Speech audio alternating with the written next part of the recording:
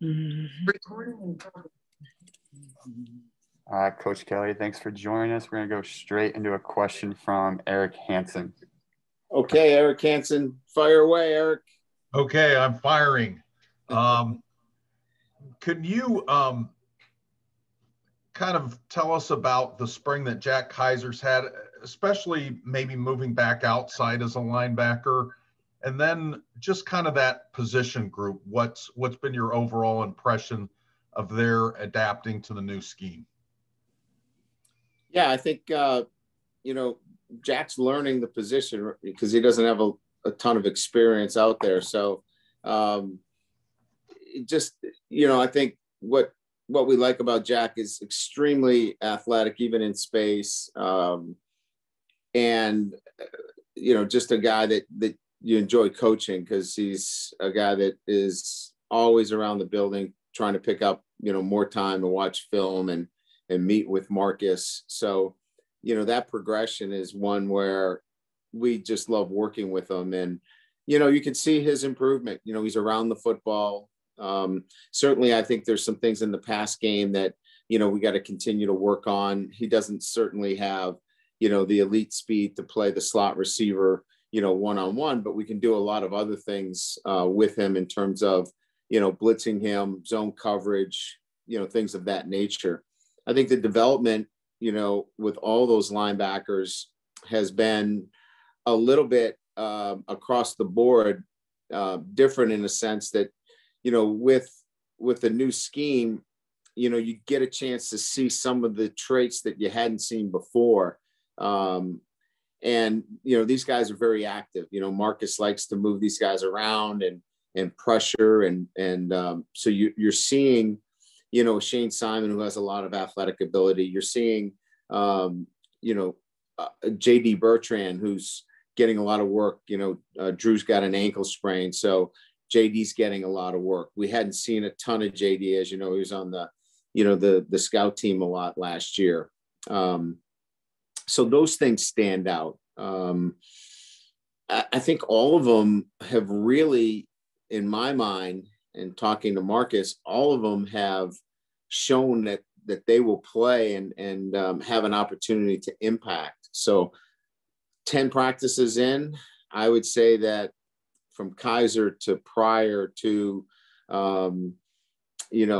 Leofold, all of them have had an impact and have really, I think, made great strides. And I know they're excited to play in this kind of defense because the linebackers are very active and are moving around. All right, next question is going to come from Tyler James. Bryan, you're entering the final third of spring practice now. What are the most important things you want to learn about your team in the next 2 weeks? And then a follow-up on Drew White. How much time has he missed and when will he return? So Drew had a high ankle sprain. So, we'll be careful with him. Nothing long-term, but, he's certainly a guy that we know enough about, and he's a great leader. But, whether we put him back out there or not is questionable. His presence is there. He's with the young guys. He's making sure that, they're picking up the things that they need to. And he's learning too, because there's some new nuances within the defense that he wants to be aware of as well. There's a lot of, things internally that we have to continue to build on in terms of who we are from a mental performance standpoint, who we are in terms of leadership. I mean, I've got some time to work on those things. The little things that we need to work on, defensively, we need to continue to develop, our corner position, the depth at safety. I feel good about the linebackers in the front seven, and certainly the offensive line, and figuring out, the pieces. Now that we've, had a lot of guys move into different positions, we got to start in these next, 5 practices, including the game. We got to start to look at, where do we think the best pieces are, after 10 practices. So I think more so, we know that there are dynamics that have to be worked on that will require, this summer and some development internally.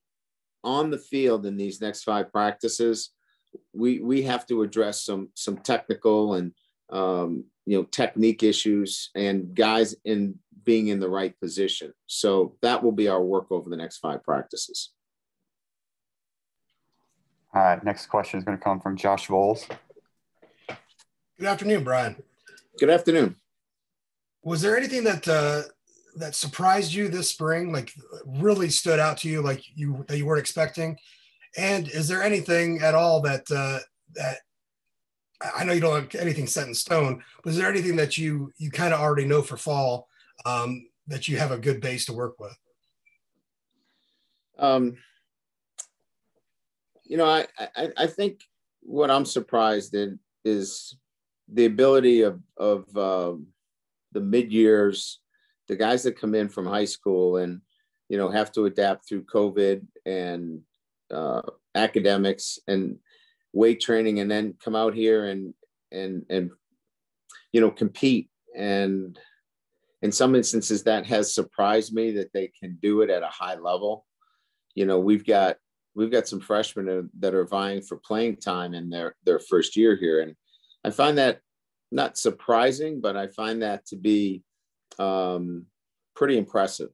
And whether I would say that's eye-opening and use those adjectives, I would say that is quite an achievement for a kid of that age to be able to come in here and a championship program, a team that's played in the playoffs 2 out of the last 3 years, to make that kind of impact. I think it says a lot about the individual.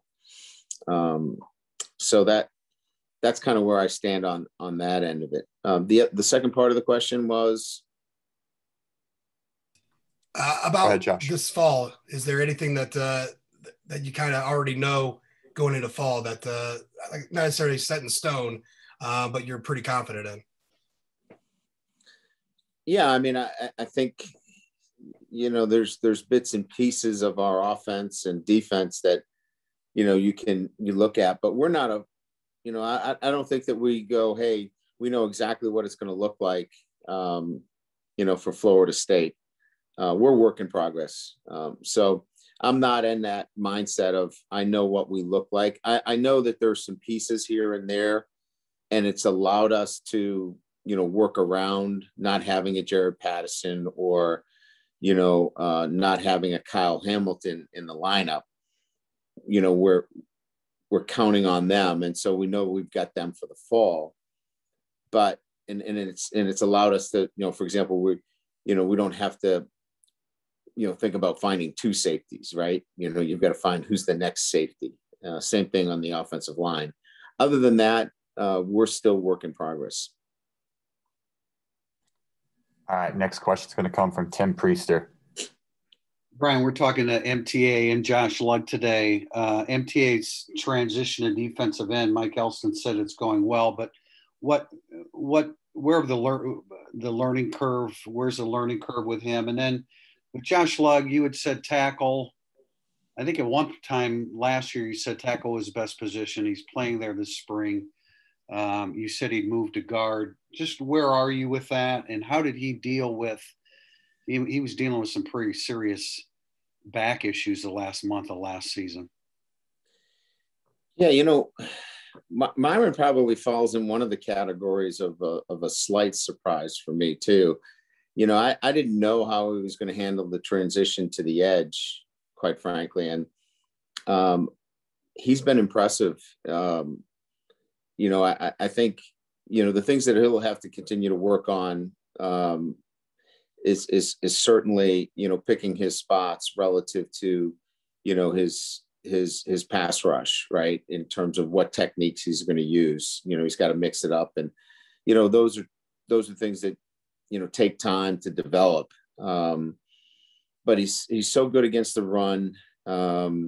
He's strong. He's got such a great lower body and base that he can get underneath those tackles and string things out. So he's done a really good job. I think the learning curve there is continue to work on, a couple of moves off the edge in terms of his bull rush and his speed rush, and, continue to work there in that respect. Josh Lugg, I think we've used him in so many positions. I think he feels most comfortable at the tackle position. That's kind of where we have settled in our own mind as well, because of, where we think the other pieces, this was always going to be how the other pieces were going to fall in line, to see what the ultimate, position was going to end up being for Josh. We were going to use a veteran player where he fit the best for us, because we knew that we were going to go with, a couple of guys that weren't playing as much or hadn't been playing as much. So, as you know, we've been playing a lot with Fisher and Spindler, on one side. And because of that, it's solidified the guard and tackle position. So, it makes sense if you're gonna plug in, say Patterson at guard, Lug goes to tackle. So that's where we are right now after 10. And that's kind of what I was saying earlier, Tim, is that, we got to start to figure out, all right, who's going to be where, and that kind of starts to settle us in terms of the guys that are moving all over the place. And that's going to be pretty important over the next couple of weeks. All right, next question is going to come from Patrick Engel. Bryan, in looking at the defense and some things Marcus had done at Cincinnati, how prevalent do you see perhaps an increase in slot corner and nickel usage, and who are some guys who've kind of caught your eye there who've had a chance to work in that kind of role? Yeah, I really think it's going to be contingent upon who we're playing. I mean, if we're playing, Florida State and they come out in, 4 wides and 11 personnel, you will see a lot more, nickel on the field. That position is in flux. We're playing an extra safety or a corner at that position. Wallace has been getting some work there. Bracey's been getting some work there, but we're going to continue to find what the best, rotation is for us at that position. And it will be, contingent upon personnel groupings. Like, we run a lot of 12 personnel and that guy's not on the field when we go against each other simply because of the personnel matchup. So this will still be dictated by, what personnel groupings we see. All right, next question is going to come from Bryan Driskell. Coach, I have a bit of a two-part question about the offensive line, since today seems kind of like offensive line day. Number one, I'm not saying it's positive that you don't have any of your 5 starters back from last year, but having so many openings, has it made it easier to kind of move guys around and maybe create that competition you wanted and maybe see more players get more reps? And then second part, what are the challenges, or perhaps what's the process of not only finding your 5 most talented linemen per se, but more so focusing on what's the best 5-man group together? Yeah, I'll start with the first question. You've got great competition, right? You got Tosh Baker and, you got Blake Fisher battling it out at the tackle position. You got a couple of young guys there. Obviously, that's very good for your team. You look at across the board, you've got Carmody out there, you've got Dirksen, you've got Gibbons, Carell. I mean, there's a lot of guys that are in there. Christophic, there's a number of guys all want their opportunity. So the competitiveness has been great. What we're really, in a position right now and focused on is that's going to kind of take care of itself. We got to really solidify another center for us right now. We know that we could pull Patterson out of the current position he's in and move him to center if something happened to Zeke, but that doesn't necessarily make us better, because to answer your question, you may not then put your best 5 on the field. So we've really got to find out, we got to get another guy to snap the ball, quite frankly. And that's been a process over the last 4 or 5 practices, finding another guy to snap. But that will then give us the ability to get the best 5 on the field. All right, and it looks like last question is going to come from Pete Sampson. Brian, I just want to clarify Jarrett Patterson at guard is an option. And then my second question unrelated to that was, I think earlier in spring you talked about, you have to have an offense that can go 3 wide, 4 wide, which requires you to probably have 6, 7 receivers you feel like you can play or at least rotate in. The receiver depth, how is that sort of developed over 10 practices? And do you feel like you're seeing more guys that, may have been scout team or threes that didn't play last year that now you're looking at and saying like, yeah, this is a guy who can play winning football for us? Yeah. So the offensive line is one where we know Fisher, we know Baker. We've pretty much made a decision that Carmody, those guys are staying out at tackle.